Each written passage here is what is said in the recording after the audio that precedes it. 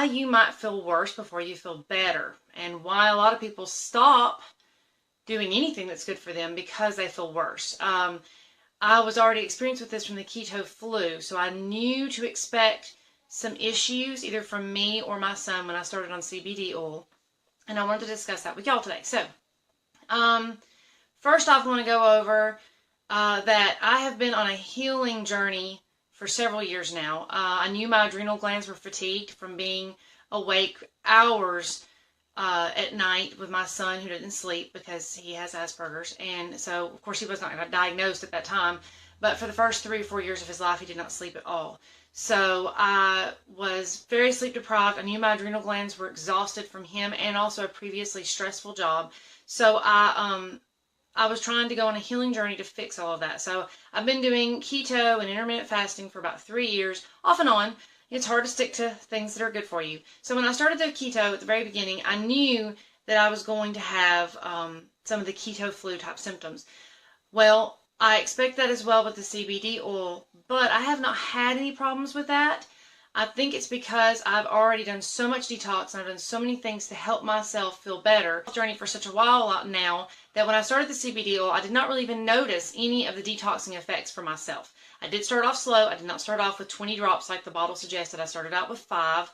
Now, my son, who we have done a lot of therapy with, I've taken him to psychologists, I've taken him to chiropractors, I've done all kinds of natural wellness type things to help his gut be restored. And we've gotten some results. We have not gotten where we wanted to be. So his Tourette's had gotten better, but over the last year it got worse again. And I wanted to see if this CBD oil would help my son with his Tourette's and his Asperger's. So I wanted to talk about, my husband is very leery of all of this. He's done a lot of research with me as well, and he can't find anything bad about it. So he is allowing me to do this with my son. But in the last few days, he has noticed that everything has gotten so much worse. And he's like, you need to take him off of this. This is not working. This is making things worse. You need to stop this. Well, this is why I'm not stopping. And I want y'all to know, whenever you start something that you think is going to be healthy and you've read about it and you've done the research and you know, okay, this is supposed to be good for my body. Well, if it doesn't end up doing well at first, don't give up. If you have done the research and you know that what it is that's supposed to be good for you, keep with it. Don't give it up. A lot of people give up. They have trouble with something and they go, oh, this is not working for me. I'm having bad results. I'm going to stop right now. You have to give your body time. If you do not give your body that time to heal itself, then you're never going to completely heal. You're always going to have that the toxin build up in your body. So I wanted to read with you about what this is actually called. Okay, and I have my tablet pulled up here. It's called the Herxheimer reaction. I think I'm saying that correctly. It's named after a man with the last name of Herxheimer, okay? So there is actually a real name for this. It is something that is kind of like a rebound effect in a way, okay? So you're trying to help your body and get better and healthy, and you're like, whoa, I feel awful. What is happening? This is not the result I wanted, okay? So this is what's happening. You're having a Herxheimer reaction, all right? It is a side effect of an effective treatment or cleansing. It's a normal reaction that your body has when toxins from dead pathogens are being dumped into your bloodstream faster than the body can comfortably handle. All right, common symptoms include nausea, headache, fatigue, joint pain, muscle pain, cold sweats, fever, and chills. In my son's case, with his Tourette's, he was having some tics. Now his tics have gone wild, okay? So I have bumped him back just a little bit. Instead of giving him 5 drops a day, twice a day, I'm now only giving him 1 to 2 drops once a day so that he won't be as overwhelmed by this. Because this morning he was telling me, my whole body is shaking and I can't stop it. So I don't want my child to be uncomfortable. But at the same time, I realize this is doing what it's supposed to be doing.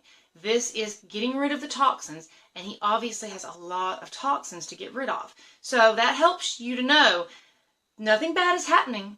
This is what is supposed to happen. You have to be patient and let it run its course. Now, you don't want to make yourself so sick that you can't function in life and that you can't go to work and you can't do the things you need to do. So that's why I dialed him back a little bit. If you are having reactions like that when you start CBD oil or any regimen, keto, anything like that, there are things you can do to help yourself not have those results. And in this case, you want to dial that back a little bit, not take quite as much of a dosage. Also, if you're on any kind of medications or anything like that, you need to talk with your doctor about that. Make sure that you're not causing some kind of issue. From what I've read, I don't really think there's much that really interacts necessarily, but most doctors do recommend that you give it about a 2-hour window in between your CBD oil and any kind of medications.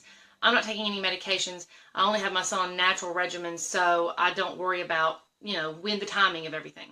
All right, so I just want this, the guy's name is Jarisch-Herxheimer.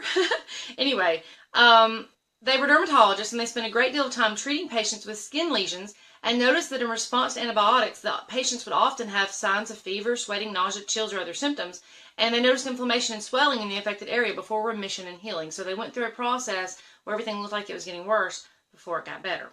So the Herxheimer reaction can last anywhere from a week to a few months. Each case is different, and there are many factors at play when estimating how long your reaction will last. The biggest factor at play is the condition and the status of what is being treated. Okay, so if you are in bad health and you start taking CBD oil, or you make any kind of life change, like right now, I am on a 7-day fast. I do this once a year. I do a 7-day fast. Hey, Cindy Martin. And when I do my 7-day fast, I start out, I make sure I do keto for a couple of weeks beforehand, because if you just start fasting and you decide, oh yeah, I'm just going to stop eating food, I'm just going to drink some broth and some water and some coffee this week and I'll be fine, you will not be fine. So you have to prepare your body for that. So when I do my fasting, I have to make sure that I'm very careful about how I go about doing that. Otherwise, you're going to have terrible reactions to that. You're going to have you're going to feel terrible. But if you do things the right way, then you'll feel okay. Like I'm on my I'm almost on my 3rd day of fasting now, and I'm just now starting to feel a little hungry. So if you do things the right way, you're okay. You have the energy that you would have normally. I'm not going to lay down lethargic. It's not like Gandhi where he's laying there half dead. I am providing my body with some broth, and I'm being healthy about it. But you need to make sure anytime you start any kind of new regimen that you go about it the smart way. So that's why I don't want to take 20 drops the first time you take CBD oil. Go slow, especially if you have very bad health and you have been on a lot of medications. Those medications can be toxic. Those medications are creating all kinds of toxins in your body, and your body has to heal from that. So the CBD oil will help with that. Also, I want to mention, this is the easiest fast I have ever done. I have never gone 2 days into my fast without having my stomach growling at me and me constantly thinking about food. I've always, the whole 7 days that I've done a fast, I have felt it. This is about to go to my 3rd day, and I have barely thought about food. Now today around lunchtime, I thought, I would like something. So I had a little broth, and that I'm good now. I chew a little gum, I'm good. But I have never been no cravings. I feed my family. I'm cooking for my family. I'm making them food, and I don't go, oh, I wish I could have that. It's the first time that's ever happened for me. So that's huge. The CBD oil, I can tell, is helping with my fasting process. And that's why I was really excited to try this while on CBD oil. I'll have to let y'all know at the end of this week how I'm feeling. So, all right. So, what causes this reaction? All right. You may wonder what exactly causes all the nasty side effects of effectively cleansing or treating your body. Below, there are specifically some reactions.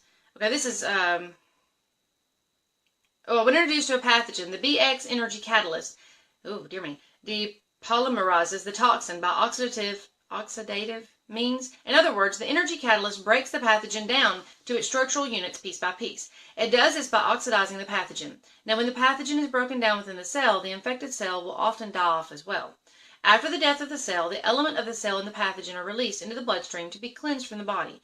The main components that are released in the bloodstream include fats and proteins, but a variety of endotoxins from the pathogens are also released. The toxins are typically responsible for causing the Herx reaction that we're referring to. As the body notices an increase in toxins in the blood, an acute immune response is triggered to help cleanse the toxins from the body. So you just want to, it says right here, if a Herx reaction is too severe, cut back on the treatment. So you just want to be careful and go slow. All right. Now, the other thing I want to talk about today is, how do you tell that your endocannabinoid system is deficient? How do you know? Why do you think CBD oil might help you? What's the benefit of it for you? Okay. But anyway, your endocannabinoid system was discovered by a professor of medical chemistry I've talked about him before, Dr. Raphael Mikulium, I think, I'm not sure. He discovered this in 1964. The system is made up of a group of compounds known as cannabinoids or cannabinoids, which include their receptors and are found in vital organs and glands. Cannabinoids and the ECS is what helps keep your entire body in homeostasis or in balance.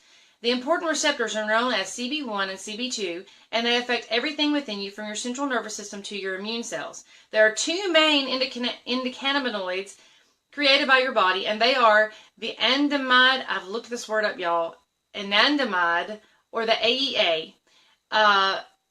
And why are they important? Oh, the AEA and the 2AG. We're going to say 2AG because that's the shortened version. Why are they important? Because they are the neurotransmitters that activate your cannabinoid receptors. Okay, so those CB1 and CB2 receptors are very important in your body.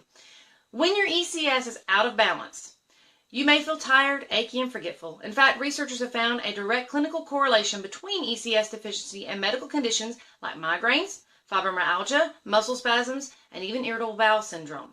There are even research suggesting that ECS deficiency could be behind inflammation flare-ups, metabolism slowdowns, and increased insulin sensitivity.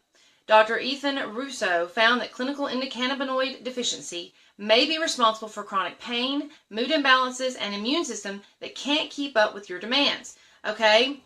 So, how do you know if you've got this? How do you know if you have a deficiency of cannabinoids in your body? Which most of us in this world do, because we're constantly being barraged. We have tons of toxins coming at us all the time. Our environment is full of them. We have all kinds of pollution. And I'm not a big, save the earth type person, but we do need to be careful, and we are surrounded by pesticides and toxins and chemicals that are not good for our body. And that is constantly making our poor endocannabinoid system work overtime trying to produce our natural THC, and it cannot manage to keep up with everything it has to keep up with. So that's why we have to help replenish and restore that so our body can have a balance and we can be in homeostasis. All right? So what are some symptoms? How do you know if you're struggling with it? Struggle with insomnia to the point of taking medication. I can tell you right now, I can stay up all night long. That could be because I went for 3 years without sleep, so I got used to it. I don't know. Anxiety. Yeah, that's gotten worse for me over the years. It used to be okay. I've had several panic attacks. Let me tell you, panic attacks are real. I don't ever want to have a panic attack again. I'm taking my CBD oil. Anger management issues, depression. Depression is prevalent in our world right now. We have so many people on antidepressants. Wouldn't you love to get off of your Zoloft or your Prozac or whatever it is you're taking? I don't know enough about the Zoloft world to know all the different types. But I know there are a lot of them. So, do you want to get happy again? I have always suffered a little bit with depression, but I've just handled it on my own. Now I don't have to. Now I know why I was having those problems. It was my endocannabinoid system needing to be replenished, and it was overstressed. Okay? Conditions associated with heightened inflammation throughout your body, like arthritis. One reason why a lot of people lose weight very quickly whenever they first get on CBD oil is you're losing a lot of that inflammation. Your body is inflamed, and that's helping reduce that inflammation. So a lot of the weight that you lose when you first get on CBD oil is inflammation related. Bone loss. So bone loss is also real big. We have a lot of people that are, I know my mother-in-law suffers with, the word's gone. Anyway, they have the bones that are brittle, and they worry about falling because the bones are break, and it's a real issue. Chronic pain. There are a lot of people with chronic pain. I know people that cannot get out of bed for their chronic pain. Okay? Dementia-like symptoms. Aren't we all forgetful? I know I am. It's gotten a lot better. In fact, the first few days, that was one thing I noticed about being on the CBD oil. The first few days, I actually noticed my memory was worse. And I would start a sentence, and I would stop, and I'm like, where's the end of my sentence? And I thought, okay, it's all right. This is no big deal. And then now it's gotten better. And I don't have that fog. Like, what was I doing? And it's gone. And when I have that feeling now, it'll go away, and then I'll I remember. It's nice to remember it when you forget it. Okay? Dementia-like symptoms. Family history of cancer. That's another reason why I want to be on this, because I'm scared to death of cancer. My mother died of stage 4 colon cancer and uterine cancer, and they said that it's probably hereditary because it's unusual for somebody to have both kinds. So the thought of dying of that after watching her pretty scary to me. So I want to try to take care of my body the best I can and not die of cancer if at all possible, which with all the toxins that we have around here in our life, it's hard to not die of cancer. I know so many people that have cancer in their family or are experiencing it themselves or have experienced it. It's a sad thing that we shouldn't have to deal with. So that's another thing with CBD oil that you're going to have to, something that will help you with that. Also, is CBD cannabis oil safe and effective in autistic patients? I had a study here that I found. I'm almost done. I know I've been on here a while. I'm sorry, y'all. I get so excited. I find so much research. I just have to keep looking. But looking at autistic patients, they did a study with 188 patients that had ASD, or they were autistic. And the patients continued the treatment for 6 months and provided feedback with the researchers. Over 90% reported some level of symptomatic improvement, including reductions in restlessness, seizures, and rage attacks. Approximately 1/3 of respondents reported a reduction in their intake of other medications. Authors concluded that cannabis as a treatment for autism spectrum disorders appears to be well tolerated, safe, and seemingly effective option to relieve symptoms, mainly seizures, tics, depression, restlessness, and rage attacks. We believe that double-blind, placebo-controlled trials are crucial for better understanding the cannabis effect in ASD patients. All right, so they did this study of 188 patients. That's decent, Bonnie. It's 188 patients. So 188 patients, 90% reported some improvement. Okay, so it doesn't go into, I'm sure there's a whole lot more. This is a very long article. I'm just looking at the very beginning. But if you look at the just the basics of that, 90% had good effects, and they were also able to reduce other medications. That's huge. And whenever you have an Asperger's patient that has rage issues, that can be bad. I mean, it can get to the point where you can't even have them living at home with their family because they aren't safe and they may hurt themselves or others. So being able to take that aspect out of it is a big deal for those families.